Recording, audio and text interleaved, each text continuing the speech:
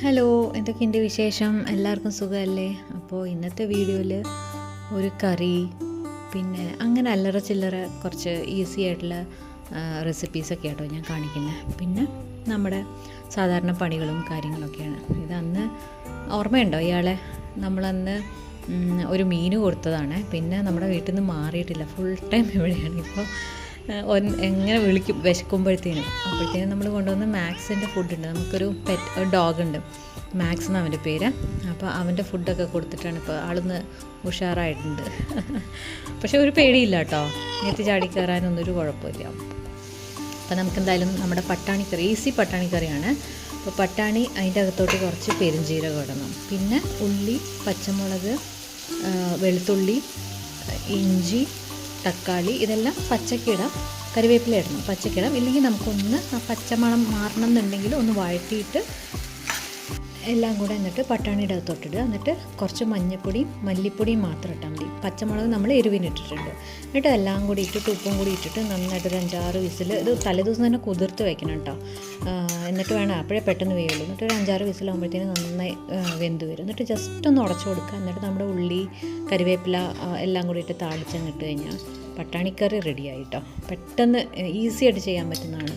പിന്നെ ഒരു മെഴുക്കുവരട്ടിയാണ്. നമ്മുടെ ബ്രൊക്കോളി ഇല്ലേ, ബ്രൊക്കോളി, അതിങ്ങനെ മെഴുക്കുവരട്ടി വെച്ച് കഴിച്ചാൽ നല്ല ടേസ്റ്റാണ് കേട്ടോ. നന്നായിട്ട് പൊടിയായിട്ട് നമ്മുടെ ചോപ്പർ പോലെയുള്ളതിൻ്റെ അകത്തിട്ടിട്ടൊന്ന് പൊടിച്ചെടുക്കണം. പൊടിക്കല്ല, അരിഞ്ഞെടുക്കണം നമ്മൾ ഈ ബ്രൊക്കോളി. പിന്നെ അത് കഴിഞ്ഞിട്ട് ഉള്ളിയും ഇതേപോലെ തന്നെ നന്നായി ചോപ്പ് ചെയ്യണം. ഇത് നമ്മൾ സാധാരണ മെഴുക്കുവരട്ടി ഉണ്ടാക്കുന്ന പോലെ. ഇതിൽ ഞാൻ അത്രയ്ക്ക് ചോപ്പ് ചെയ്തില്ല ഉള്ളി കേട്ടോ, ടൈം ഉണ്ടായിരുന്നില്ല.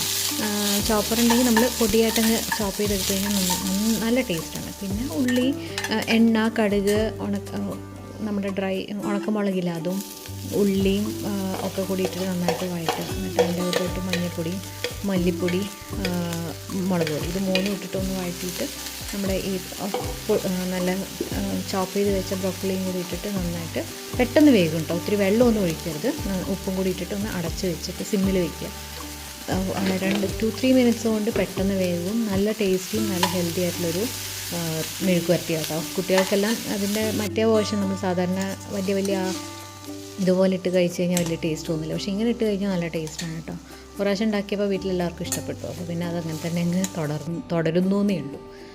അടുത്തത് ക്ലീനിങ് പരിപാടിയാണ്. അത് കണ്ടിട്ട് 3 പേർക്ക് ജീവിക്കാൻ നോക്കിയാൽ എത്ര പാത്രങ്ങളാണെന്ന് ഞാൻ ആലോചിക്കുക. അത് ഫുൾ സ്റ്റീൽ പാത്രങ്ങളൊക്കെ ആട്ടോ അവിടെ വെച്ചിരിക്കുന്നത്. എനിക്കിത് കണ്ടിട്ട് വട്ടായിപ്പോയി. പിന്നെ ശരി, ഓക്കെ, അത്യാവശ്യം മാത്രം വെച്ച് ബാക്കിയെല്ലാം വല്ലവിടെയും കൊണ്ട് വയ്ക്കാൻ വേണ്ടിയിട്ട് അത്യാവശ്യം മാത്രം വെച്ച് ബാക്കിയെല്ലാം ഞാൻ ക്ലീൻ ചെയ്യാം കേട്ടോ. അങ്ങനെ കുറച്ചായിട്ടാണ് ക്ലീനിങ് പരിപാടിയൊക്കെ നമ്മൾ ചെയ്ത് തീർക്കുന്നത്.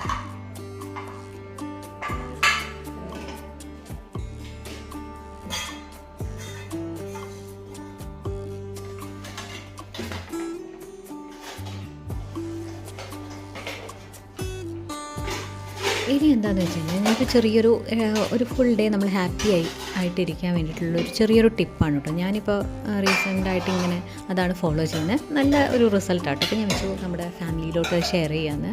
അപ്പോൾ വേറെ ഒന്നുമല്ല, നമ്മൾ എപ്പോഴും രാവിലെ എഴുന്നേൽക്കുന്ന സമയത്ത് ആദ്യം എഴുന്നേൽക്കുമ്പോൾ എല്ലാവരും ദൈവത്തിനെ പ്രാർത്ഥിച്ചോ അങ്ങനെയൊക്കെ, അല്ലെങ്കിൽ ഇന്ന് എന്ത് ഉണ്ടാക്കണം അങ്ങനെയൊക്കെ പറഞ്ഞിട്ട് ഇന്ന് ജോലിക്ക് പോകണ്ടേ, അല്ലെങ്കിൽ ജോലി ഇല്ലാത്ത ആൾക്കാരാണെങ്കിൽ ഇന്ന് ആ പണിയുണ്ടല്ലോ ഈ പണിയുണ്ടല്ലോ അങ്ങനെ മൊത്തത്തിൽ രാവിലെ അങ്ങനെ ആയിരിക്കും അല്ലേ. സോ അത് അങ്ങനെ ചെയ്യാനേ പാടില്ല. നമ്മൾ രാവിലെ എഴുന്നേൽക്കുന്ന സമയത്ത് ദൈവത്തിനെ പ്രാർത്ഥിക്കണം. അത് സെക്കൻഡായിട്ട് വയ്ക്കണം. ഫസ്റ്റ് നമ്മൾ എന്ത് ചെയ്യണമെന്ന് വെച്ച് കഴിഞ്ഞാൽ കണ്ണടച്ച് നമ്മൾ കിടക്കില്ല. അങ്ങനെ കിടന്നുകൊണ്ട് തന്നെ നമുക്ക് ഇഷ്ടപ്പെട്ട കാര്യങ്ങൾ ആലോചിക്കുക. അതായത് നമുക്ക് ഇഷ്ടപ്പെട്ട ആൾക്കാരെ ആലോചിക്കുക. ചിലപ്പോൾ മക്കളെ ആയിരിക്കും, മക്കളെ കെട്ടിപ്പിടിച്ച് ഉമ്മ വയ്ക്കുന്ന പോലെയോ, ഇല്ലെങ്കിൽ നമ്മുടെ ഹസ്ബൻഡിനെ ആയിരിക്കും, അല്ലെങ്കിൽ ലവറിനെ ആയിരിക്കും, അല്ലെങ്കിൽ പാരൻസിനെ ആയിരിക്കും, അല്ലെങ്കിൽ പെറ്റ്സിനെ ആയിരിക്കും. അങ്ങനെ നമുക്ക് ഇഷ്ടമുള്ള, അല്ലെങ്കിൽ ഇഷ്ടപ്പെട്ട ഫ്ലവേഴ്സ് ഉണ്ടാവും, അല്ലെങ്കിൽ ഇഷ്ടപ്പെട്ട കളറ്, അങ്ങനെ പലതും ഉണ്ടാവില്ലേ ഓരോരുത്തർക്ക്. അതുപോലെ നമുക്ക് ഇഷ്ടപ്പെട്ട കാര്യങ്ങൾ കണ്ണടച്ചൊരു 2 മിനിറ്റ് വേണ്ട, 1 മിനിറ്റ്, സെക്കൻഡ്സ് മതി, അതൊന്ന് ആലോചിച്ചെടുക്കുക. അപ്പോൾ നമുക്ക് ഓട്ടോമാറ്റിക്കലി നമ്മുടെ മനസ്സ് ഒരു തണുക്കുന്ന പോലെ ഉണ്ടാവും. അതേപോലെ ഒരു നല്ലൊരു ചിരി നമ്മളറിയാതെ തന്നെ നമ്മുടെ മനസ്സിൽ വരും. എന്നിട്ട് മെല്ലെ കണ്ണു തുറന്നിട്ട് അടുത്ത പരിപാടിയിലോട്ട് കിടക്കുക. പിന്നെ ദൈവത്തിനെ പ്രാർത്ഥിക്കുന്നവരാണെങ്കിൽ പ്രാർത്ഥിച്ചിട്ട് ഇറങ്ങുക. ഒരു ദിവസമോ ഇന്നത്തെ ദിവസം നന്നാവണം എന്നൊക്കെ പറഞ്ഞിട്ട്, അങ്ങനെ നിറയെ പേരുണ്ടാവുമല്ലോ. സോ അങ്ങനെ പ്രാർത്ഥിച്ചിട്ട് ഇറങ്ങുന്നവരാണെങ്കിൽ അങ്ങനെയും ചെയ്യാം. പക്ഷേ ഫസ്റ്റ് ഇങ്ങനെ ഒരു കാര്യം മാത്രം ഒന്ന് ഫോളോ ചെയ്ത് നോക്കുക കേട്ടോ. അടിപൊളിയായിരിക്കും. നമുക്ക് അന്നത്തെ ദിവസം ഒരു പോസിറ്റീവ് വൈബായിരിക്കും ശരിക്കും പറഞ്ഞു കഴിഞ്ഞാൽ. ഒരു എനർജി വരുന്ന പോലെയും ഒരു സങ്കടങ്ങളൊന്നും ഇല്ലാത്ത പോലെ ഒരു തോന്നലാണ് എനിക്കങ്ങനെ കേട്ടോ ഫീൽ ചെയ്തിരിക്കുന്നത്. സോ നിങ്ങളും അതൊന്ന് ട്രൈ ചെയ്ത് നോക്ക്, നല്ല റിസൾട്ടായിരിക്കും എന്നാണ് എനിക്ക് തോന്നുന്നത് കേട്ടോ. അപ്പോൾ ഞാൻ ഈ ഒരു ടിപ്പ് പറയാൻ വേണ്ടിയിട്ടാണ് മെയിൻ ഈ ക്ലീനിങ് വീഡിയോ ഇതിൻ്റെ ഇടയ്ക്ക് ഇങ്ങനെ വെച്ചത്. പിന്നെ നിങ്ങളൊക്കെ എന്ത് പറയുന്നു? അവിടെയൊക്കെ നല്ല മഴയാണല്ലേ? എല്ലാവിടെയും നല്ല മഴയും കാര്യങ്ങളൊക്കെയാണല്ലേ? ഇവിടെയും അത്യാവശ്യം നല്ല രീതിക്ക് മഴയുണ്ട്.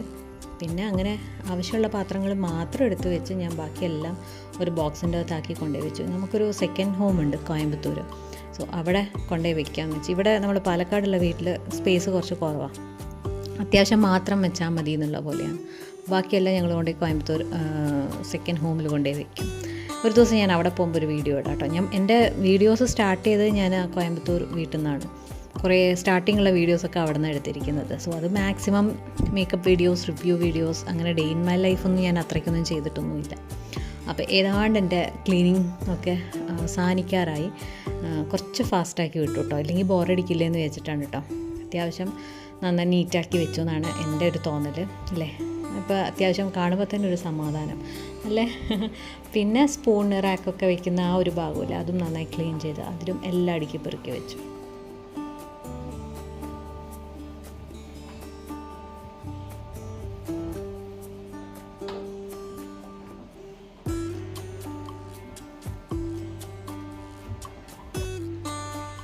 അങ്ങനെ നോക്കി ഇതും നല്ല അടിപൊളിയായിട്ട് റെഡിയാക്കി വെച്ചിട്ടുണ്ട്. ഇനിയിപ്പോൾ വേറെ ആളെ കാണിക്കാം, ആൾ നല്ല ഉറക്കത്തിലാണ് കേട്ടോ. അപ്പോൾ ഡിസ്റ്റർബ് ചെയ്യേണ്ടതെന്ന് വെച്ചാൽ ഞാൻ എല്ലാ വീഡിയോ എടുത്തിട്ട് വന്നു. അപ്പോൾ ഇത്രയേ ഉള്ളൂ ഇന്നത്തെ വീഡിയോ. എല്ലാവർക്കും വീഡിയോ ഇഷ്ടപ്പെട്ട് കാണുന്നതാണ് കരുതുന്നത്. നമുക്ക് അടുത്ത വീഡിയോയിൽ കാണാം. Take care, by.